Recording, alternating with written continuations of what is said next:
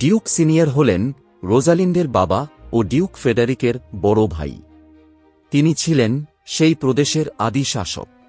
তাকে তাঁর ভাই রাজ্য থেকে নির্বাসিত করেছিলেন। ডিউক ফেডারিক হলেন ডিউক সিনিয়রের ছোট ভাই এবং সিলিয়ার বাবা।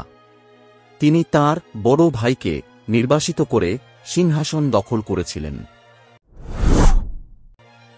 রোজালিন্ড হল এই গল্পের নায়িকা। সে হল ডিউক সিনিয়রের একমাত্র মেয়ে এবং অরল্যান্ডোর প্রেমিকা। পরবর্তী সময়ে সে এক গ্রাম্য ছেলের ছদ্মবেশ নিয়েছিল। সেই সময় সে তার নাম রেখেছিল গ্যানিমিড।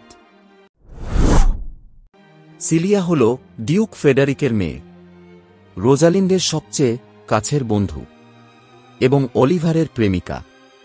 পরবর্তী সময়ে সে একজন গ্রামের মেয়ের ছদ্মবেশ নিয়েছিল। সেই সময় সে তার নাম এলিয়ানা রেখেছিল। অরল্যান্ডো হল এই গল্পের নায়ক, রোজালিন্ডের প্রেমিক স্যার রাওল্যান্ড ডি বয়েজের ছেলে এবং অলিভারের ভাই।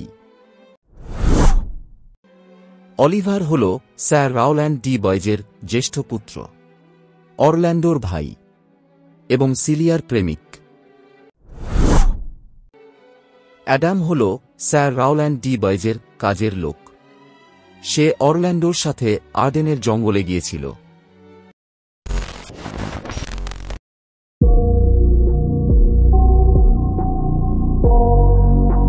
বহুদিন আগে ফ্রান্সে একজন আইনসম্মত ডিউক বাস করতেন।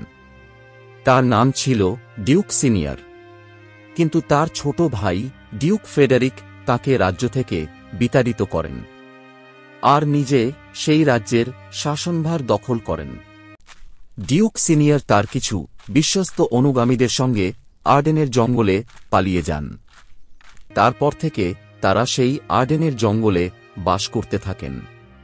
ধীরে ধীরে তারা সেই জঙ্গলের স্বাধীন ও অলস জীবনে অভ্যস্ত হয়ে পড়লেন। ফাঁকা সময়ে তারা গাছের নিচে বসে হরিণদের খেলা দেখতেন। মাঝে মাঝে তাদের আবার খারাপও লাগত, কারণ খাবারের জন্য তাদের সেই সুন্দর হরিণগুলোকে মারতেও হতো। ডিউক সিনিয়রের একটি খুবই সুন্দরী মেয়ে ছিল। তার নাম ছিল রোজালিন্ড। ডিউক ফেডারিক রোজালিন্ডকে রাজপ্রাসাদেই থাকার অনুমতি দিয়েছিল, কারণ ফেডারিকের মেয়ে সিলিয়া ও রোজালিন্ড দুজনেই খুব ভালো বন্ধু ছিল। সিলিয়া রোজালিন্ডকে ছাড়া কোনোভাবেই থাকতে পারত না। একদিন রোজালিন্ড তার বাবার কথা ভেবে মন খারাপ করে বসেছিল। সিলিয়া তাকে খুশি করার চেষ্টা করছিল। এমন সময় একজন সার্ভেন্ট এসে তাদের খবর দেয় যে চার্লস নামের একজন ভয়ানক রেসলার আজ লড়াই করবে। এর আগে সে তার প্রথম 3 জন প্রতিপক্ষকে গুরুতরভাবে আহত করেছিল। এই কুস্তি প্রতিযোগিতা রোজালিন্ডকে আনন্দ দেবে ভেবে সিলিয়া তাকে নিয়ে কুস্তি প্রতিযোগিতা দেখতে গেল। কিন্তু তারা সেখানে গিয়ে দেখল যে আজকে চার্লস যার সাথে কুস্তি প্রতিযোগিতা করবে সে একজন সাধারণ যুবক, কোনো কুস্তিগীর নয়। ডিউক ফেডারিক বুঝতে পারছিলেন যে এই কুস্তি প্রতিযোগিতায় যুবকটির মৃত্যুও হতে পারে। তাই তিনি রোজালিন্ড ও সিলিয়াকে বললেন যে তারা গিয়ে যেন সেই যুবককে বোঝায় সে যেন এই কুস্তি প্রতিযোগিতাটি না করে।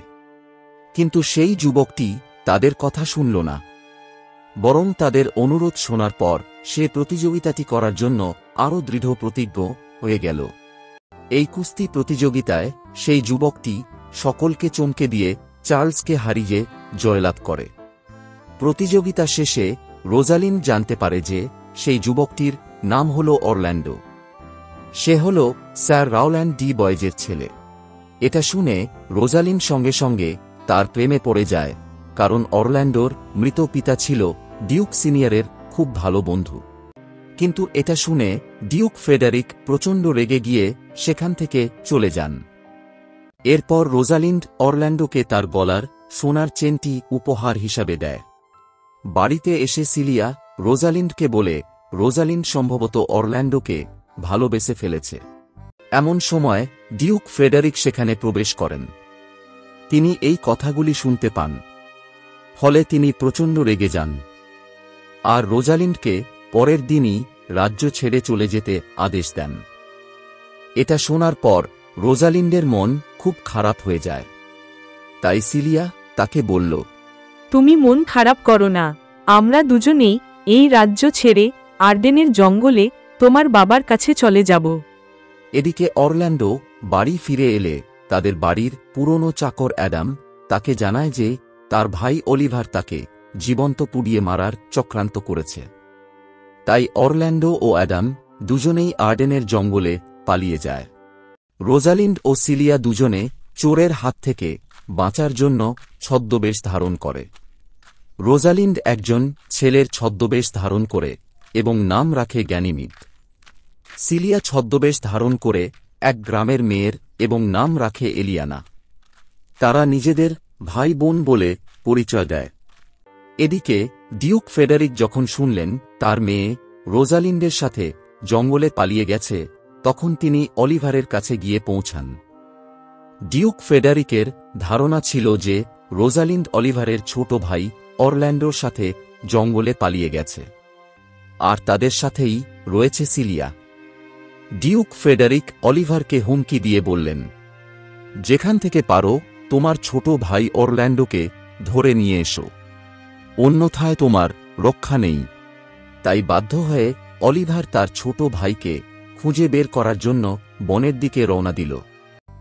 অন্যদিকে রোজালিন্ড ও সিলিয়া দীর্ঘ পথ অতিক্রম করে আর্ডেনের জঙ্গলে এসে পৌঁছায়, কিন্তু তারা সেই জঙ্গলে রাস্তা হারিয়ে ফেলে। ফলে তারা অত্যন্ত ক্লান্ত ও ক্ষুধার্ত হয়ে পড়ে। অবশেষে তারা এক গ্রামের লোকের সাহায্যে এক মেষপালকের কাছ থেকে একটি বাড়ি ও তার ভেড়াগুলি কিনে নেয়। তারপর থেকে তারা সেখানেই বাস করতে থাকে। অন্যদিকে অরল্যান্ডো আর্ডেনের বনে এসে খাবার খুঁজতে খুঁজতে একসময় ডিউক সিনিয়রদের দলের দেখা পেল। সে ডিউক সিনিয়র ও তার সহযোগীদের তলোয়ার দেখিয়ে জোর করে খাবার দাবি করে। ডিউক সিনিয়র খুবই দয়ালু প্রকৃতির মানুষ ছিলেন। তিনি খুব কোমল কণ্ঠে তার সাথে কথা বলে তাকে বোঝালেন। তিনি অরল্যান্ডো ও অ্যাডামকে খাবার দিয়ে সহযোগিতা করলেন। খাবার খাওয়ার পর অরল্যান্ডো তাকে জানালেন যে সে স্যার রাউল্যান্ড ডি বয়েজের ছোট ছেলে। এটা জেনে তিনি খুবই খুশি হলেন যে অরল্যান্ডো তার প্রিয় বন্ধুর ছেলে। তাই তিনি অরল্যান্ডোকে নিজের কাছেই থাকার অনুমতি দিলেন। জঙ্গলে থাকাকালীন সময়ে অরল্যান্ডোর ভেতরে রোজালিন্ডের জন্য ভালোবাসা জেগে উঠল। সে বনের গাছে গাছে রোজালিন্ডের নাম লিখে রাখতে লাগল। একদিন রোজালিন্ড এবং সিলিয়া যখন জঙ্গলের ভেতর দিয়ে যাচ্ছিল, তখন তারা রোজালিন্ডের নাম গাছে গাছে দেখতে পায়। এটা দেখে তারা অবাক হয়ে যায়। তারা ভাবতে লাগল, এই বনের ভেতরে কে রোজালিন্ডের নাম লিখতে পারে। হঠাৎ করে ঘটনাক্রমে তাদের সঙ্গে অরল্যান্ডোর দেখা হয়ে যায়। তারা অরল্যান্ডোকে চিনতে পারে, কিন্তু অরল্যান্ডো তাদের চিনতে পারল না, কারণ তারা ছদ্মবেশ ধারণ করেছিল। তারা অরল্যান্ডোকে জিজ্ঞেস করে অরল্যান্ডো রোজালিন্ডকে কতটা ভালোবাসে। অরল্যান্ডো তার উত্তরে অনেক কিছুই বলে। এগুলি শুনে গ্যানিমিড কথা দেয় সে অরল্যান্ডোকে এই অসুখ থেকে সুস্থ করে তুলবে, কিন্তু তার জন্য তাকে গ্যানিমিডের বাড়ি প্রতিদিন আসতে হবে। অরল্যান্ডো এই কথাতে রাজি হয়ে যায়। তারপর থেকে অরল্যান্ডো প্রতিদিন গ্যানিমিডের বাড়িতে আসা যাওয়া করতে থাকে। এদিকে অলিভার আর্ডেনের বনে আসে তার ভাইকে খুঁজতে। এখানে এসে হঠাৎ করে এক সিংহী তাকে আক্রমণ করতে আসে। ঠিক সেই সময় অরল্যান্ডো সেটা দেখতে পেয়ে তার ভাইকে সিংহীর হাত থেকে রক্ষা করে, কিন্তু সে নিজে আহত হয়ে পড়ে। এটা দেখার পর অলিভার তার অতীতের দুষ্কর্মের জন্য অনুতপ্ত হয়ে অরল্যান্ডোর কাছে ক্ষমা চায়। অরল্যান্ডো তার বড় ভাইকে ক্ষমা করে। অরল্যান্ডো অলিভারকে গ্যানিমিড ও এলিয়ানার কাছে পাঠায় এটা জানানোর জন্য যে সে আজকে সেখানে আসতে পারবে না। অলিভার তাদের বাড়ি যায়। সেখানে গিয়ে সে সমস্ত ঘটনাটি তাদের জানায়। গ্যানিমিড অরল্যান্ডোর আঘাতের কথা শুনে সঙ্গে সঙ্গে অজ্ঞান হয়ে পড়ে। অপরদিকে অলিভার ও এলিয়ানা প্রথম দেখাতেই একে অপরের প্রেমে পড়ে যায়। অলিভার গ্যানিমিডের বাড়ি থেকে ফিরে এসে অরল্যান্ডোকে বলল, আমি এলিয়ানাকে পছন্দ করে ফেলেছি, আর আমি তাকেই বিয়ে করতে চাই। আমি এলিয়ানাকে বিবাহ করে এই জঙ্গলেই থেকে যাব, আর আমার সব সম্পত্তি আমি তোমাকে দিয়ে দেব। তুমি এক্ষুনি এলিয়ানার বাড়ি যাও। তুমি ওকে গিয়ে জিজ্ঞেস করো যে সেও তোমাকে বিবাহ করতে চায় কি না। সে রাজি থাকলে কালকেই তোমাদের বিয়ে হবে। অলিভার যখন এলিয়ানার বাড়ি গেল, ঠিক সেই সময় গ্যানিমিড সেখানে এসে হাজির হল।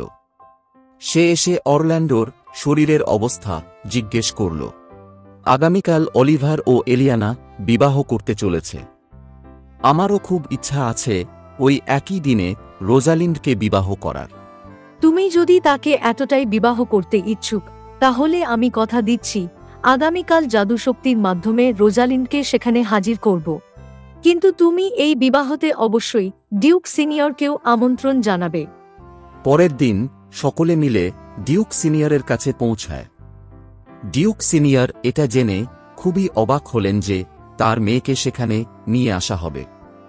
গ্যানিমিড ওরফে রোজালিন্ড ডিউক সিনিয়রের কাছে অনুমতি নেয় তিনি এই বিয়েতে রাজি আছেন কিনা।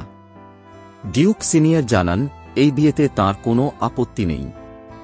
তখন গ্যানিমিড ও এলিয়ানা বাড়ির ভেতরে গিয়ে ছদ্মবেশ ত্যাগ করে পুনরায় তাদের আসল রূপে সকলের সামনে হাজির হয়। এতে ডিউক সিনিয়র খুবই খুশি হন। ঠিক সেই সময় খবর আসে ডিউক ফেডারিক নাকি প্রচণ্ড রেগে গিয়ে তাদের উপর আক্রমণ করার জন্য দলবল নিয়ে বনের দিকে এগিয়ে আসছিলেন। কিন্তু পথের মধ্যে তিনি একজন সাধুর শরণাপন্ন হন।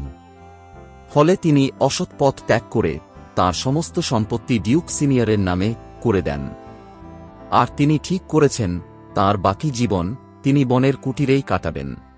সব শেষে বনের ভেতরে সকলের উপস্থিতিতে রোজালিন্ড ও অরল্যান্ডো এবং অলিভার ও সিলিয়ার বিবাহ সম্পন্ন হয়। তারপর থেকে তারা খুশি খুশি জীবন কাটাতে থাকে।